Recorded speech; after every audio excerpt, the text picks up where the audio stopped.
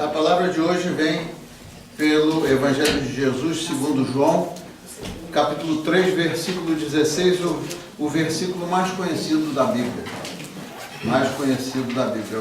É o João, capítulo 3, versículo 16. Eu vou ler dessa tradução aqui, que é o Novo Testamento na linguagem portuguesa, o português de Portugal. E eu escolhi ler essa passagem aqui na tradução de Portugal, porque me pareceu bem rica. Ela pega as palavras no original em grego e, a meu ver, traduz de uma maneira muito, muito rica. Qual capítulo novamente, por favor? João, capítulo 3, versículo 16. João 3, 16. Então, assim diz a palavra do Senhor. Deus amou de tal modo a humanidade, nesta versão, que lhe entregou o seu Filho único, para que todo aquele que acreditar no Filho de Deus não se perca, mas tenha vida eterna. Me parece uma tradução bem mais profunda. As palavras dizem a mesma coisa em comparação com a tradução que a gente conhece, a tradução normal, mas essa daqui parece que é bem mais rica, porque diz que Deus amou de tal forma a humanidade. Na tradução regular diz que Deus amou o mundo de tal maneira. Então, para a pessoa que não está muito familiar com a palavra de Deus, soa assim meio estranho. Deus amou o mundo. Aqui me parece que faz mais sentido. Deus amou de tal maneira a humanidade, porque a palavra no original é mais para a humanidade e não o mundo, que inclui algo mais do que a humanidade, né? Ele entregou o seu Filho único à humanidade, para que todo aquele que nele acreditar em lugar de crer, aqui não faz muita diferença de sentido, aquele que crê no Filho de Deus não se perca. Não se perca. Aqui também parece que faz bem mais clareza. Não se perca é uma palavra mais simples do que não pereça. Pereça é uma palavra um pouco sofisticada, né? Mas tem a vida eterna. Então, glória a Deus, porque a palavra dele é a grande promessa para nós, e tudo que nós queremos aqui nesse mundo é não nos perdermos, né? Então, para todo aquele que nele crê, não se perca.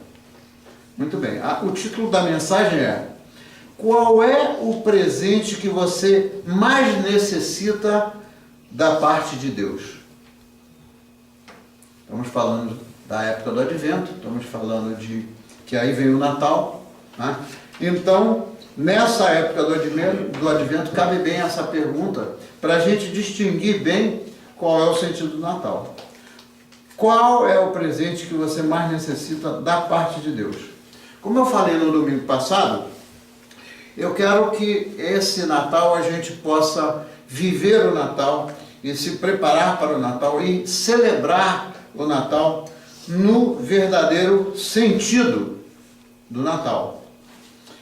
Muitas pessoas, desafortunadamente, perdem tempo para comprar presentes, né? Muitos presentes ou poucos presentes, não importa, enquanto que o Natal é algo muito mais importante para se celebrar. É uma das duas mais importantes celebrações da cristandade, né? E nós ainda temos oportunidade de celebrar o Natal. Não se sabe até quando a gente vai ter essa oportunidade, porque no dia que o Senhor voltar, aí a gente vai celebrar tudo lá no céu, aqueles que creem no Senhor. Mas é importante a gente entender que ainda é tempo da gente celebrar, então vamos celebrar no verdadeiro espírito de Natal. E essa semana eu fiquei um pouco assim chocado. Quer dizer, eu não devia ficar chocado, porque a gente vê qual é a mentalidade de muita gente. Mas quando eu fui lá na minha ginástica, eu cheguei lá, tinha umas 5 ou 6 pessoas, 4 ou 5, 6, não sei quantas pessoas exatamente, mas quando eu entrei para fazer a minha ginástica, tinha uma conversa lá que para mim não deveria ser surpresa, mas foi uma surpresa pelo seguinte, porque todo mundo que estava lá estava no same page, como falam os americanos, estavam dentro do mesmo pensamento. Então um dizia assim: escuta, você já foi fazer as compras de Natal? Aí a outra dizia: eu ainda não fui não, mas eu vou ordenar, eu vou fazer as minhas compras todas pela internet. Eu não gosto de ir nas lojas nessa época, porque tem muita gente, é uma confusão muito grande. Aí o outro disse assim, uma senhora disse assim: olha, eu vou comprar, mas eu vou comprar algumas coisinhas só. O outro falou: não, mas eu vou comprar para os meus netos, para uma opção de gente, etc., para os meus filhos, etc., etc. Aí eu fiquei pensando, meu Deus do céu, naquela pequena amostra de pessoas que estava ali, parece que havia um consenso entre aquelas pessoas a respeito do que é o Natal. Não é? Quer dizer, não necessariamente a respeito do que é o Natal, mas o que para eles é importante no Natal. Importante comprar presente. Imagina as pessoas que estão lá no interior do Brasil ou no interior de algum país com muita carência, né? Lá na África também. Pergunta se o pessoal lá no interiorzão do Brasil, ou se lá na África, o pessoal está muito preocupado em comprar presente. Eles não estão preocupados em comprar presente, porque ainda que eles quisessem, nem dinheiro iam ter para comprar os presentes. Agora, pergunta se eles ficam felizes de celebrar o Natal. Pergunta como aquelas igrejinhas pobres, lá do interiorzão do Brasil e as igrejas da África, pergunta como é que eles celebram o Natal. Então, na verdade, não é nos presentes que está a alegria ou o sentido de celebrar o Natal. Então, essas coisas são muito tristes, porque multidões de pessoas nesse mundo nem sabem o porquê dessa comemoração religiosa. Muitas pessoas nem sabem o porquê dessa comemoração religiosa. Mas, na verdade, o melhor presente que nós recebemos no Natal é Deus entre nós. Né? Celebrar Deus entre nós. Todo o resto não tem grandes importâncias. Celebrar Deus entre nós, isso é o que faz sentido. Porque tudo mais ou é comércio, exploração comercial, e muitas pessoas até de boa fé saem comprando. Às vezes compram até coisa que nem vai ter uso. Né? Que tristeza. Mas muitas pessoas não sabem o porquê desta comemoração. Então nós vamos comemorar o verdadeiro Natal, em nome de Jesus, e aproveitar para convidar pessoas que venham celebrar conosco. Não é? Pessoas que estejam longe da família, como eu falei, ou pessoas que estejam tristes, ou pessoas que tenham uma situação qualquer que não permita a elas estar junto de um grupo de pessoas cujo propósito é realmente celebrar o Natal no seu sentido.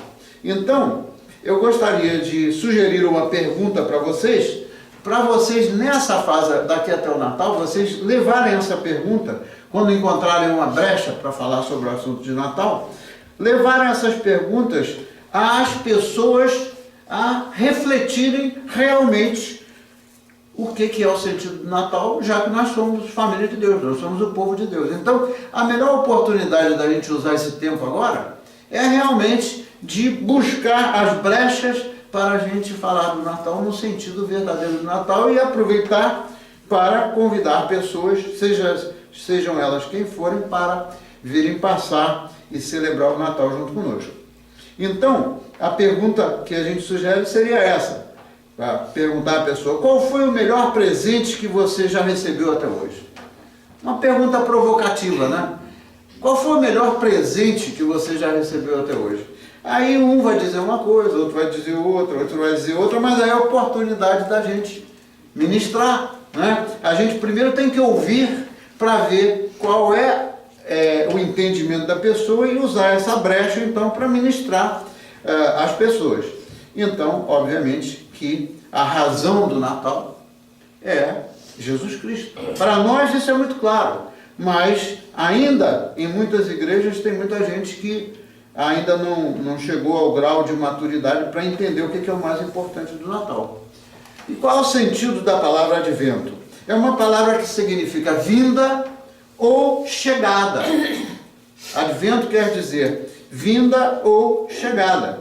Então, esse é um tempo de espera, né, com grande expectativa nas promessas de Deus.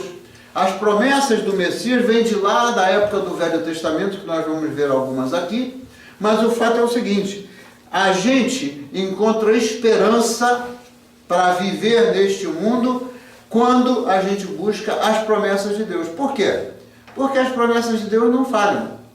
As promessas de Deus não falham. As promessas dos homens podem falhar, mas as promessas de Deus não falham. Então, essa é a nossa expectativa, essa é a maneira da gente compartilhar com outras pessoas a oportunidade de viver uma expectativa diferente de vida e uma espera diferente em comparação com o consenso aí, pelo menos naquele grupo lá de umas poucas pessoas, não tinha ninguém ali discordando do negócio dos presentes. Eu não abri a minha boca para não ser, aquilo lá não é o meu ambiente, eu não iria abrir a minha boca para sair pregando lá, mas eu fiquei triste de ver o consenso daquelas pessoas quanto ao sentido do Natal.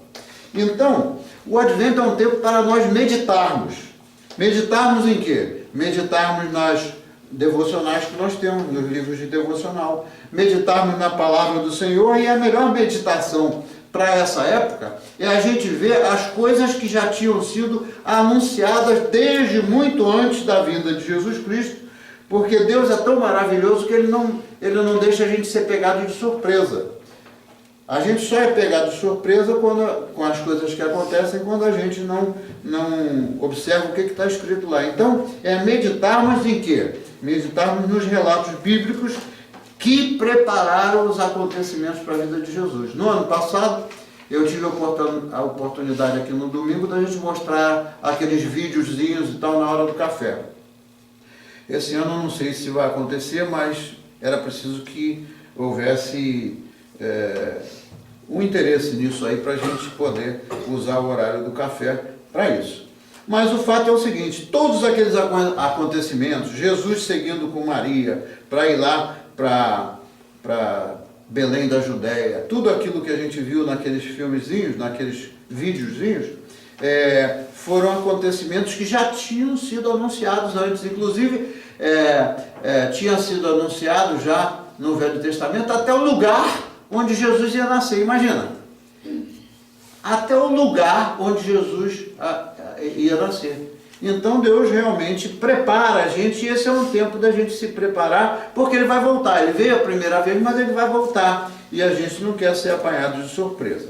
Então, o nascimento de Jesus, ele não aconteceu por acaso.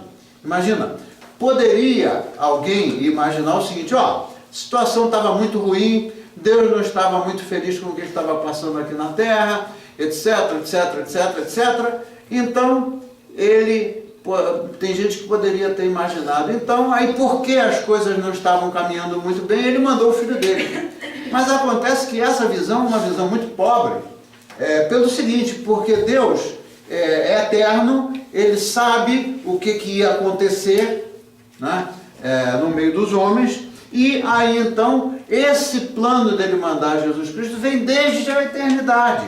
Não foi um plano estabelecido, não foi algo que ele decidiu ali em decorrência da situação que estava acontecendo, porque ele já sabia o que ia acontecer desde o princípio, desde antes da fundação do mundo, né?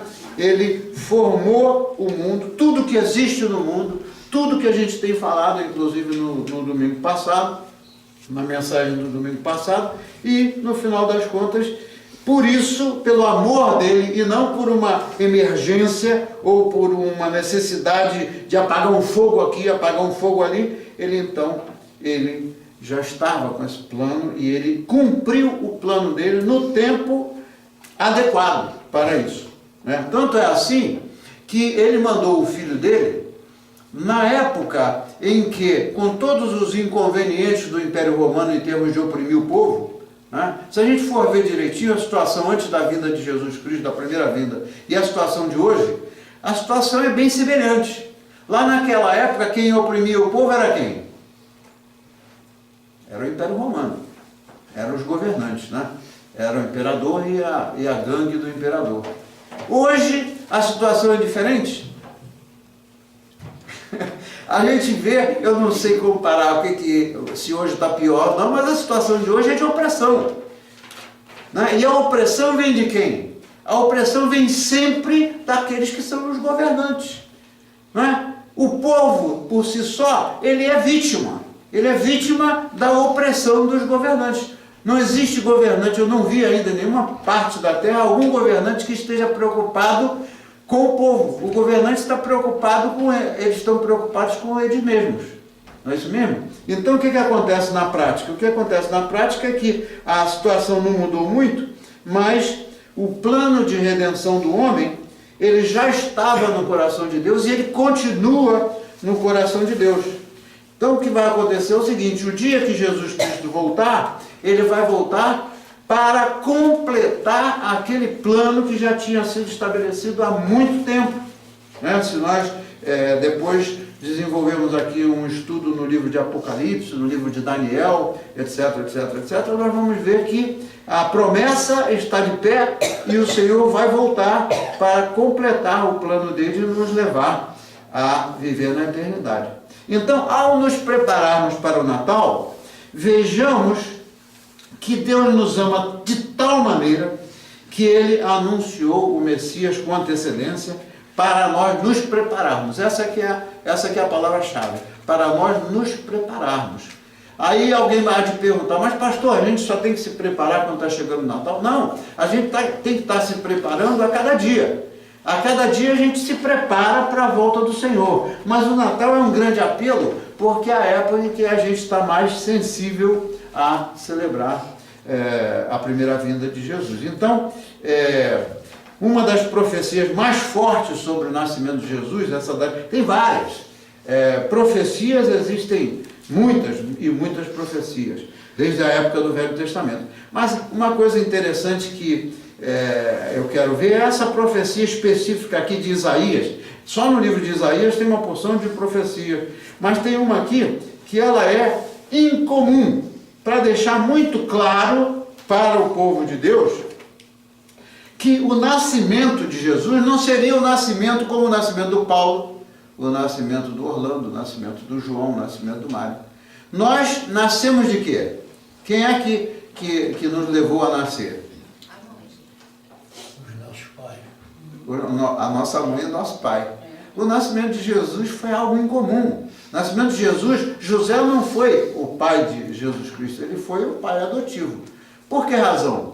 Nós sabemos que o Espírito Santo é que Maria concebeu Jesus Cristo por meio do Espírito Santo. Aí é que veio a divindade dele. Foi da parte da concepção pelo Espírito Santo. Porque se ele fosse concebido de José e de Maria, ele seria igualzinho a cada um de nós, não é?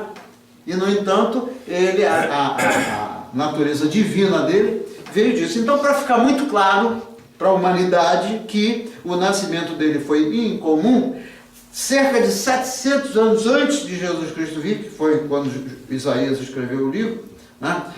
Diz lá, Isaías 7,14, diz o seguinte: portanto, o Senhor mesmo vos dará um sinal. Eis o quê? Que a Virgem conceberá e dará à luz um filho e lhe chamará o quê? Emmanuel. Emmanuel é o nome que traduz Deus entre nós.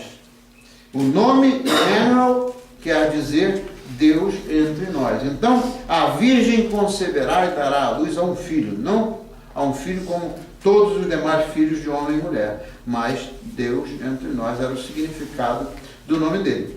Então, a situação ali, se o povo de Deus estivesse realmente preparado na época que Jesus Cristo veio, eles não estariam surpresos com a vinda de Jesus Cristo. Mas acontece o seguinte: o lado ruim da parte do Império Romano é que o Império Romano só fazia pressionar as pessoas, cobrar mais impostos, etc, etc. Como agora o novo plano aqui de impostos vai ser extraordinário, né? Vai ser para botar mais carga fiscal em cima das pessoas. Então, o que acontece na prática? Tem o lado bom da coisa. Sempre as coisas de Deus, elas nos fazem claro que o propósito de Deus não tem nenhum equívoco no plano de Deus. Quando o Império Romano estava muito bem estruturado, muito bem. Toda aquela área ocupada pelo Império Romano estava muito bem estruturada, tinha caminhos, não highways como existe hoje, mas tinha caminhos e o império em si estava muito bem estruturado. Foi aquele momento em que Deus mandou o seu Filho ao mundo, porque Ele mandou o seu Filho ao mundo com que propósito? Só para deixar Maria feliz e o José feliz e o pessoalzinho ali a turma ali daquela cidade? Não. Ele veio com o propósito de pregar o Evangelho do Reino. Ele veio com o propósito de trazer a palavra, a mensagem do Evangelho é uma mensagem de poder. É uma mensagem diferente da mensagem que a gente ouve de qualquer outra fonte. Então, como é que se o Império Romano não tivesse estruturado, como é que os apóstolos iam sair e chegaram até, às vezes, até muito longe, chegaram até a Ásia Menor? Imagina, o Império Romano não dominava a Ásia Menor, mas se você olhar o mapa, naquela época estava propício para que a propagação do Evangelho acontecesse. Então Pedro foi para um lado, o João foi para o outro, cada um dos discípulos foram espalhados e o ambiente e as condições estavam propícias, estavam favoráveis para que ele cumprisse o propósito dele, e o propósito dele foi cumprido, tanto é que está escrito lá que era para pregar o Evangelho a toda criatura. Toda criatura não era só o pessoal do Império Romano, ou só o pessoal daqui, ou só o pessoal dali, era até os confins do mundo. Então veja, com todas as dificuldades e tribulações daquele tempo, o povo teve a oportunidade de contar não só com Jesus, mas quando ele voltou para o céu, deixar os discípulos encarregados de proclamar o Evangelho, o que é o mandamento para nós hoje. Agora, comparando a expectativa do povo naquela época e a nossa expectativa hoje, em relação à segunda volta de Jesus, tem um ponto muito importante. Veja só, nos últimos 400 anos, antes do nascimento de Cristo, já não havia mais profecia. Né?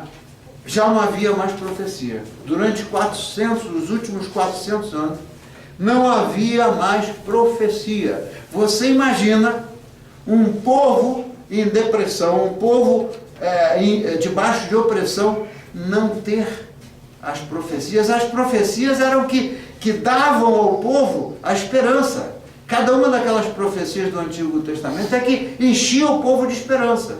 Então, os últimos 400 anos não houve profecia. Eu imagino a expectativa que as pessoas estavam da volta de Jesus. Aí vamos pensar na situação de hoje. Vamos pensar na situação de hoje. Do jeito que a gente vê as coisas caminhando morro abaixo nos tempos de hoje, né? A gente fica pensando até que ponto, até que momento a situação vai chegar ao Senhor esperar para mandar o seu Filho. Uma coisa está clara, uma coisa está muito clara na Bíblia. Está dito que até que a palavra de Deus não chegue a toda criatura nos recantos da terra, né, o Senhor não voltará. Isso está lá, essa informação já está lá muito clara.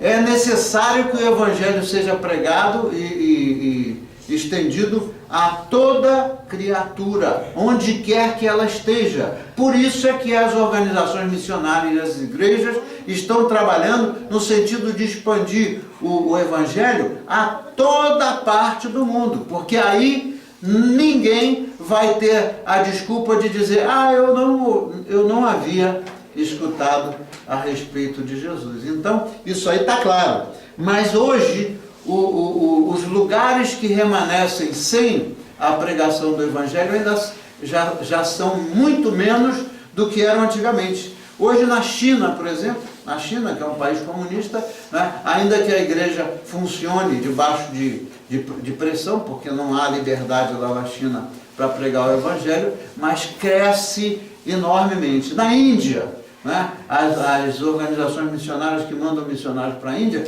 na Índia o Evangelho está sendo proclamado, na Ásia em geral, em países muçulmanos, a coisa está incrível, né, em termos da propagação do Evangelho. Então, a gente, embora a situação esteja muito desagradável em termos da opressão do povo aqui nessa terra, no dia de hoje, o povo deve estar certamente na expectativa de buscar onde é que encontram uma qualidade de vida melhor. Se você falar com uma pessoa, seja ela brasileira, seja ela portuguesa, seja ela chinesa, seja o que for, a pessoa vai, de alguma maneira, se você desenvolver uma conversa com a pessoa vai mostrar claramente que está esperando por o quê? Está esperando por dias melhores, não é? Você já conversou com alguém que não esteja esperando por dias melhores porque esteja plenamente satisfeito? Ou satisfeito, eu não conheço ninguém, né, que esteja plenamente satisfeito. Eu estou perfeitamente satisfeito, isso aqui é o lugar que eu esperava viver. Não tem ninguém que está totalmente satisfeito. Então, qual é a nossa expectativa? Qual é a expectativa que a gente deve passar para as pessoas em termos de dar a essas pessoas esperança? Se você pensar direitinho, esse é o nosso papel. O nosso papel para cumprir o papel que Jesus Cristo deu a nós é da gente passar para as pessoas uma expectativa de esperança, mas sendo muito claro que a esperança nas promessas de Deus não se consumarão aqui nessa terra. Toda pessoa que está muito ansioso ou muito ansiosa para ser muito feliz e totalmente satisfeito aqui nessa terra, esteja onde estiver, está redondamente enganado. Então, a nossa expectativa é na volta do Senhor. A nossa expectativa é na vida eterna. A nossa expectativa é nas coisas espirituais e não nas coisas materiais que estão aí sempre a atrair a mente das pessoas. Então, assim como eles lá naquela época esperavam, era nas promessas do Senhor que haviam sido trazidas pelos profetas, a gente hoje, aqui, a gente está dentro de uma expectativa de ver acontecer essas promessas. Então tem uma outra promessa, falando da vinda do Salvador, que está lá em Isaías 42, nos versículos 1 ao 4. Mas, de novo, eu tirei de uma outra tradução, não a tradução regular do Ferreira de Almeida, tirei de uma outra tradução, que me pareceu que as palavras são bem mais significativas. O sentido é o mesmo. Tanto faz ler na Ferreira de Almeida, como ler na linguagem de hoje. Enfim, todas as traduções não fogem do sentido daquilo que é a profecia. Mas as palavras usadas facilitam o entendimento. Vamos lá. Então, essa tradução eu achei muito interessante. Diz o seguinte, Isaías 42, 1 a 4, essa tradução diz o seguinte: Deus falando por intermédio de Isaías a respeito da vinda do Salvador. Aí diz assim: eis o meu servo, a quem sustento, o meu escolhido, em quem tenho prazer. O Senhor falando para o povo. Porei nele o meu espírito. Porei nele o meu espírito. E ele trará o quê? Justiça a todas as nações. E ele trará justiça a todas as nações. Não gritará, nem clamará, nem fará discursos nas ruas. Aí, quando eu li isso aqui, eu achei interessante. Quem faz discurso na rua não foi Jesus Cristo que fez discurso na rua. Ele proclamou o Evangelho do Reino. O que é muito difícil a gente ver em comparação com esses discursos bonitos aí, que acontecem no dia de hoje, né? Ele não fará discurso nas ruas. Não esmagará o galho que está quebrado, tratando-se da pessoa oprimida. Ele não veio para condenar ninguém, a gente já estava condenado. Entende? Não esmagará o galho que está quebrado e nem apagará a luz que está fraca. Você vê, a misericórdia de Deus é tão grande que, se a pessoa está fraca do ponto de vista do ponto de vista espiritual, se a pessoa está fraca do ponto de vista emocional, não importa a situação, se a luz da pessoa está, se a luz de Jesus ainda não está forte naquela pessoa, diz lá: não esmagará o galho que está quebrado e nem apagará a luz que está fraca. Ele é misericordioso. Quanto mais fracos nós nos sentimos, mais o Senhor está preocupado em levantar a gente. O próprio apóstolo Paulo falou o quê? A minha graça te basta. Né? Agora, quem é que no mundo de hoje entende o que o apóstolo Paulo falou naquela época, em razão da própria experiência dele. O Senhor disse para ele: a minha graça te basta. Então, quanto mais fraca está a pessoa, né, seja emocionalmente, ou seja, de que natureza for, quanto mais apagadinha está a luz daquela pessoa, mais o Senhor está preocupado com essas pessoas, porque esse amor dele é para todos. O amor dele não discrimina, o amor dele não quer que o que já está fraco acabe de se enfraquecer. Aí ele diz aqui o seguinte: com fidelidade, referindo-se a Jesus, ele anunciará a minha vontade e fará justiça. Ele veio para anunciar a vontade do Pai e fazer justiça, o que nós não vemos nesse mundo. É a justiça de Deus é diferente da justiça do homem. E aí ele acrescenta o seguinte: não se cansará, nem desanimará, mas continuará firme até que todos aceitem a minha vontade. Ou seja, o Senhor não desanima.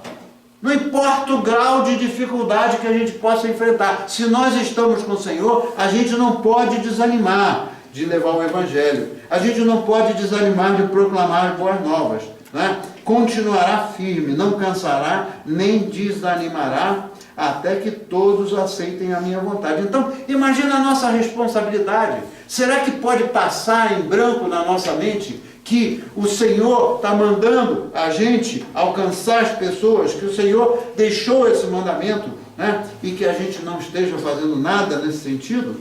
Eu acho que isso é um negócio que a gente deve pensar, né? Então, a última frase dessa profecia diz o seguinte: os povos distantes estão esperando para receber os seus ensinamentos, os ensinamentos do Senhor, né? Para receber os seus ensinamentos, no que porão a sua esperança. Então, as pessoas que estão desesperançosas, as pessoas que estão cansadas, tanto é que teve um dia que Jesus Cristo chegou e falou o seguinte, lá num determinado momento, numa circunstância de gente que estava numa pior, chegou e disse assim: vinde a mim o quê? Todos aqueles que estejam sobrecarregados. E eu lhes darei o quê? Os aliviarei. Então é isso. O Senhor, de maneiras diferentes, no Velho, no Novo Testamento, Ele está sempre convidando as pessoas para chegarem a Ele. E esse é o nosso papel. Eu falo isso 1 milhão de vezes, mas é o nosso papel. Não o papel do pastor, mas o papel de todo mundo, do pastor e de tudo mais. Então aquela profecia, ela está sendo cumprida hoje em dia por muita gente, né? Você vê missionários realmente comprometidos com o Senhor, que estão servindo em países distantes e proclamando a vontade de Deus, né? Para que todos eles sejam salvos. Eu respeito muito as pessoas que se dedicam de verdade ao trabalho missionário. Por que razão? Porque o missionário ele tem um chamado muito especial. Você já imaginou ir para um país de uma cultura diferente, de uma língua diferente? Né? E as igrejas também estão fazendo isso. Nós estamos fazendo isso na África. A gente tem gravado vídeos, a gente tem mandado vídeos, a gente está conectado com eles para, de alguma maneira, ajudá-los. Então, se nós, como igreja, estivéssemos nos omitindo em relação a isso, como uma porta que se abriu, nós estaríamos realmente fazendo um papel muito feio, porque o papel da igreja de Cristo é isso, mas também de alcançar os que estão aqui perto de nós, os que estão aqui na nossa redondeza, os que estão aqui, que a gente encontra na padaria, que a gente encontra no trabalho, que a gente encontra em todos os lugares. Então, não é preciso de ser formado em teologia para fazer isso. É só ter a consciência de querer ouvir a pessoa. Para isso requer tempo, a gente precisa de dar do nosso tempo para ouvir das pessoas e ver qual é a expectativa, com que expectativa eles estão vivendo. Será que eles estão vivendo só com a expectativa que é o resultado do trabalho deles, ou será que eles precisam de algo mais? Ou seja, ouvir primeiro e depois ministrar às pessoas. Então a única coisa que podia e pode dar firmeza às pessoas, dar esperança e dar a essas pessoas a certeza de que Deus é fiel, são as promessas que estão escritas. é simplesmente a gente falar das promessas de Deus, que se ainda não se concretizaram, vão se concretizar na vida de cada pessoa. Então, o nosso papel aqui dentro da comunidade também é essencial. Por quê? Porque nós confiamos nele e porque nós queremos fazer a nossa parte. E, finalmente, um pouco antes da vinda de Jesus, falando em profecia, né? Aí não foi propriamente uma profecia, porque foi algo dirigido diretamente a Maria, né? Diz assim, um pouco mais que foi anunciado. O que foi anunciado foi isso aí, foi o sinal, aquele sinal de que Isaías tinha falado lá atrás. Se lembra que disse que eu darei um sinal, o sinal de que estava por acontecer, o sinal prometido por Isaías, que já estava para acontecer, foi feito por intermédio do anjo. Através do anjo Gabriel, Deus anunciou a Maria que ela foi o quê? A escolhida para ser a mãe de Jesus. Imagina, esse episódio é um dos mais belos da Bíblia. Você já imaginou Deus chegar para a sua serva, né? Aquela mulher, ela era jovenzinha. Imaginar Maria como jovenzinha e ela ouvia aquela palavra do anjo. Imagina como é que ela deve ter ficado, surpresa. O que ela disse? Ela fez questionamentos a respeito do que Jesus disse para ela? Não, ela disse que seja feita a vontade do Senhor. Então, uma menina jovem, uma jovenzinha, estar nessa condição, realmente foi um privilégio muito grande. Mas todos os privilégios que a gente tem da parte de Deus, a gente deve simplesmente obedecer, mas não ficar questionando. Não ficar questionando. Todas as vezes que a gente começa a questionar muito as promessas e a palavra de Deus, pode ter certeza que nós estamos perdendo tempo, porque questionar não é o que Deus quer que a gente... Ele quer que a gente entenda, que a gente assimile, que a gente viva o que Ele está falando. Então, aí Jesus nasceu. A luz do mundo veio pela primeira vez, mas Ele voltará. E porque Ele voltará, nós vamos anunciar que o melhor presente que já nos foi dado por Deus é o que a gente acabou de ler em João 3,16. Isso é o que a gente tem que anunciar. Se a gente não precisar de falar mais nada, mas simplesmente afirmar, com base na nossa fé, o que está escrito em João 3,16, que foi o que nós lemos, né? O que vai acontecer? Nós estaremos aí levando alguma esperança para aqueles que não a têm. Né? Então, o que eu quero conclamar vocês a fazer, e vocês a passar essa preocupação para as outras pessoas, é que o povo não perca tempo a celebrar o Natal somente em função de comprar presentes ou de comer um bom... Qual é o prato do Natal? É o peru, não? Qual é o prato do Natal? O peru é Thanksgiving. Qual é o prato que a gente faz no Natal? Hã? Lá no Godineta, bacalhau e batatas. Ah, tá certo. É uma boa ideia. Olha, nada melhor do que a gente ter lá, como nós vamos preparar aqui na ter uma mesa... Oi? Bacalhau. Bacalhau. Então veja bem, é agradável. A gente teve aqui no nosso jantar de Thanksgiving, a gente teve um tempo extraordinário. A gente teve o tempo de comer, lá no Thanksgiving, comer aqueles pratos deliciosos que estavam aí, que a irmã Graça preparou junto com as outras irmãs. Mas nós tivemos tempo para conversar, foi ou não foi?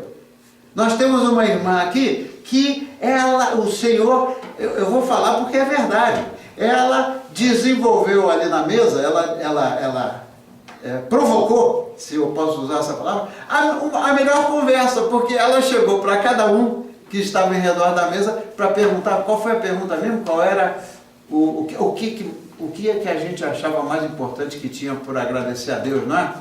O que a gente achava que era o mais importante que a gente tinha para agradecer a Deus naquele dia. E a conversa fluiu, foi uma maravilha. Todo mundo ficou tranquilo, não tinha formalidade alguma, mas é isso. O Natal, o principal, é importante a gente sentar em redor da mesa e ter uma boa ceia, mas o principal é a gente falar do propósito que o Senhor quer que a gente fale. Não tem nenhum lugar na Bíblia que diz, olha, vocês façam lá um bacalhau muito gostoso para celebrarem o Natal. Não tem nada de mal nisso, mas a gente deve viver o Natal no verdadeiro espírito de Natal. E isso vai valer não só para o tempo que a gente vai estar ali em redor, celebrando, mas vai valer para quê? Para toda a eternidade. As coisas que se passam aqui nesse mundo são coisas temporárias. As alegrias que a gente vive aqui são boas, no meio da família, etc. Mas é tudo temporário. O que vale mesmo é o que vai durar por toda a eternidade. Então é isso que eu quero